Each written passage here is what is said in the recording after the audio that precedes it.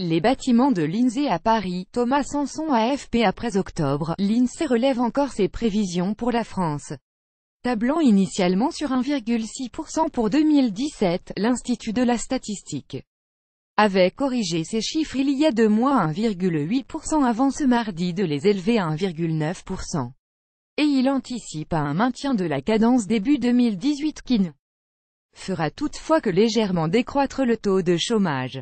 Dans sa note de conjoncture trimestrielle, l'organisme public a encore rehaussé sa prévision de 0,1 point, se montrant plus optimiste que le gouvernement, la Banque de France, la Commission européenne et les autres organismes internationaux.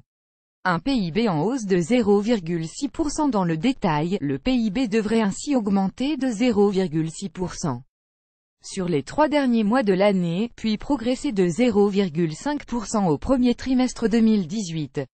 Il devrait ensuite légèrement ralentir à 0,4% au deuxième trimestre, à ce rythme, acquis de croissance.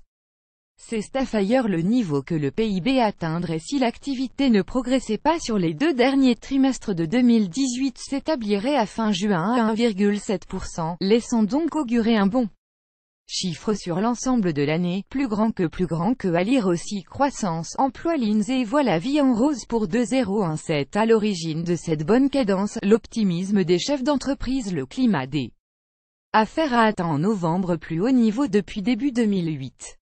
Outre la production qui devrait être dynamique, aussi bien dans l'industrie que les services, l'investissement des entreprises devrait rester particulièrement solide et progresser de 1,2% au dernier trimestre 2017, puis de 1,1% et 0,9% sur les 2 trimestres suivants. Une consommation en demi-teinte. L'Hexagone devrait aussi profiter en fin d'année d'une envolée des exportations, grâce à un rattrapage des ventes aéronautiques civiles, à de bonnes exportations agricoles et au redressement du tourisme après les attentats de 2015 et 2016.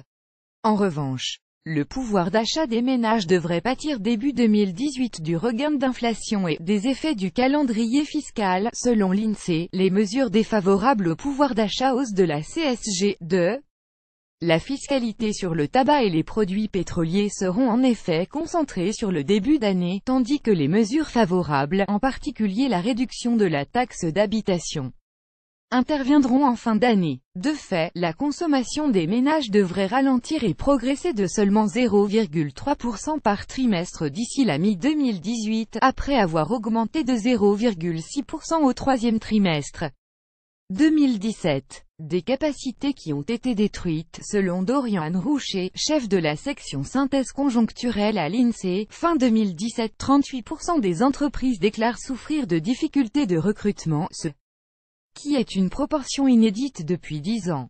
Ça suggère qu'il y a des capacités qui ont été détruites au cours des dernières crises successives, aussi bien en actifs de production qu'en capital humain, a-t-il avancé. Une étude Pôle emploi dévoilée mardi qu'entre 200 000 et 330 000 projets de recrutement ont été abandonnés, faute de candidats, en 2017.